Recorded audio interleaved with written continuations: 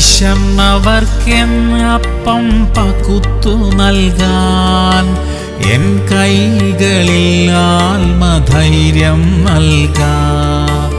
അന്യായ ബന്ധനങ്ങൾ അഴിക്കാൻ എൻ കൈകളിൽ അഭിഷേകം നിറയ്ക്കാൻ.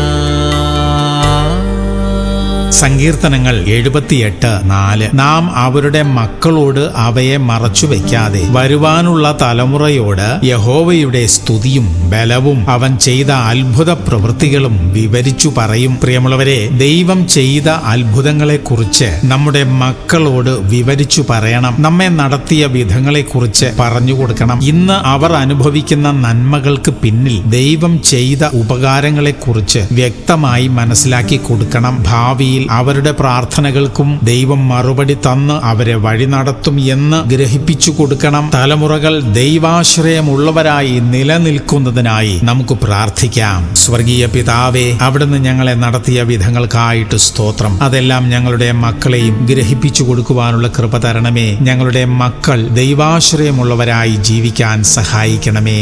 യേശു ക്രിസ്തുവിന്റെ നാമത്തിൽ തന്നെ. ആമേൻ, ആമേൻ, ആമേൻ.